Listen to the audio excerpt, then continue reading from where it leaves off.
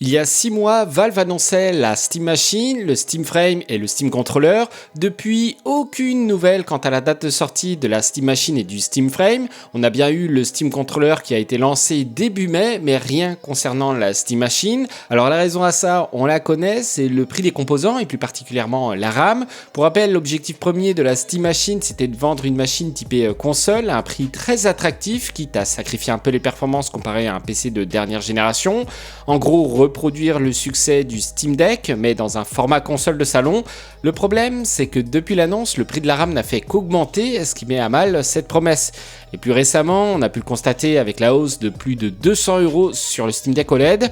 Mais hier, Valve a publié, mine de rien, un post qui aurait pu passer inaperçu, puisque ce post parle en premier lieu de la mise en ligne du système de vérification de compatibilité avec la Steam Machine et le Steam Frame, comme on peut l'avoir avec le Steam Deck. Je parle ici du badge Verified, qui est maintenant étendu à la Steam Machine et au Steam Frame. Et dans ce post, une information importante est communiquée, la fenêtre de sortie des deux machines, et ici Valve parle de cet été. Alors on n'a pas le jour exact, mais ça permet d'avoir un peu plus d'informations et on peut s'attendre à une sortie pour août ou septembre. Par contre, j'ai peur que le prix soit totalement décorrélé de la puissance de la Steam Machine et rende la machine obsolète dès sa sortie. Si je spécule, donc on verra, mais au vu de l'augmentation du prix du Steam Deck, j'ai peu d'espoir. Pour revenir au sujet du post de Valve, le badge Verified a pour but d'aider le joueur à savoir si tel ou tel jeu propose une expérience optimale, telle que le support de la manette, est-ce que le jeu tourne de manière suffisamment fluide et est-ce qu'il y a des bugs propres à son exécution sur SteamOS, etc. L'objectif étant donc de savoir à l'avance si tel ou tel jeu tourne sans souci sur la future Steam Machine ou le Steam Frame. En tout cas, dites-moi ce que vous en pensez sur la Steam Machine et le Steam Frame. Passons du côté d'NVIDIA avec l'arrivée du Ray Reconstruction pour le DLSS 4.5. C'est la feature qui manquait à cette version du DLSS. Pour rappel, le Ray Reconstruction est un denoiser qui sert à réduire le bruit visuel généré par le ray tracing. Le problème, c'est que cette technique a tendance à impacter la finesse des textures et de manière générale la finesse d'affichage. On perd donc souvent en détail et ça introduit un phénomène que vous avez probablement déjà observé si vous activez le ray tracing dans vos jeux. Je parle du phénomène de boiling, cet effet de crépitement particulièrement présent sur les zones sombres ou avec reflets qui donne un rendu instable et pas vraiment agréable. L'objectif donc de cette nouvelle version, c'est de corriger au maximum ces soucis qui sont, je le rappelle, inhérents au denoiser. C'est pas propre au DLSS, c'est le cas pour n'importe quel denoiser. Par exemple, ici, sur une scène sur laquelle je suis en train de travailler avec Blender, lorsque j'active le rendu Cycle qui utilise le path tracing, j'ai par défaut sans denoiser énormément de bruit. On voit beaucoup de petits points blancs lors des mouvements. Sur du statique, ça se stabilise, mais on observe encore pas mal de bruit. Lorsque j'active le denoiser, le bruit numérique disparaît. En contrepartie, on a une image qui paraît huileuse, donc on perd vraiment en finesse.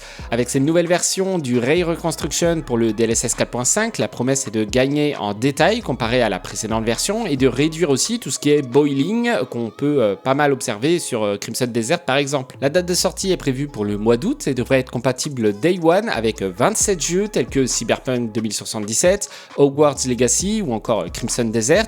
Et bien entendu, il sera possible de forcer l'activation de cette version du Ray Reconstruction pour les jeux ne le supportant pas nativement depuis l'application NVIDIA App. Passons rapidement à l'annonce d'NVIDIA lors du Computex 2026 sur leur SoC, le NVIDIA Spark. Leur SoC est donc sur architecture ARM et finalement peut être comparé à ce que propose déjà Apple avec leur Apple Silicon M1, M2, M3, etc.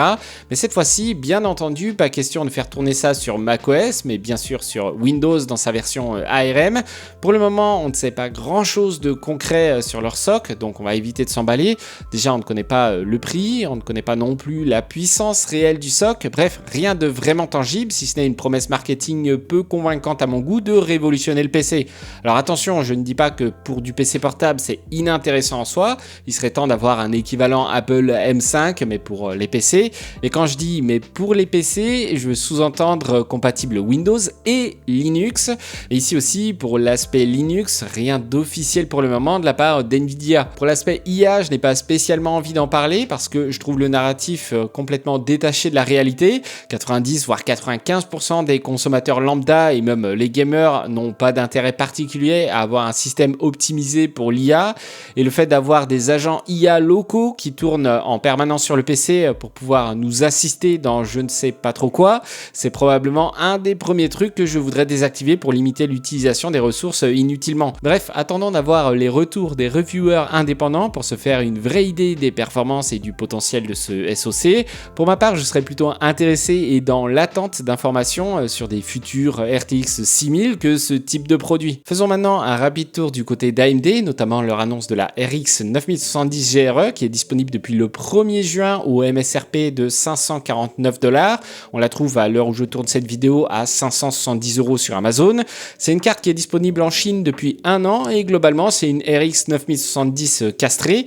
Comprendre par là moins de VRAM avec 12 Go de VRAM comparé aux 16 Go présents sur la RX 9070. Il en va de même pour les unités de calcul avec 48 unités de calcul pour la 9070 GRE contre 56 unités de calcul pour la 9070 et globalement elle est censée s'aligner sur une RTX 5070 en termes de prix et de puissance.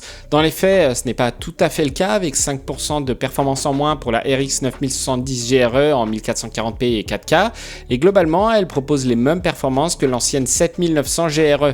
Comparé à une RX 9070, cette version GRE affiche 16% de performance en moins en 1440p. Lorsqu'on active le Ray Tracing, en 1440p, l'écart se creuse avec 10% de performance en moins comparé à une RTX 5070. Bref, rien de vraiment excitant en soi et on a plus affaire à une carte qui vient s'intercaler entre la RX 9060 XT et la RX 9070. Voilà, c'est tout pour ce Tech Actu. J'espère que ce format vous a plu. Si c'est le cas, n'hésitez pas à le dire en commentaire. N'oubliez pas de liker la vidéo et de vous abonner si mon contenu vous intéresse. Sur ce, je vous dis à la prochaine. Prenez soin de vous. Ciao!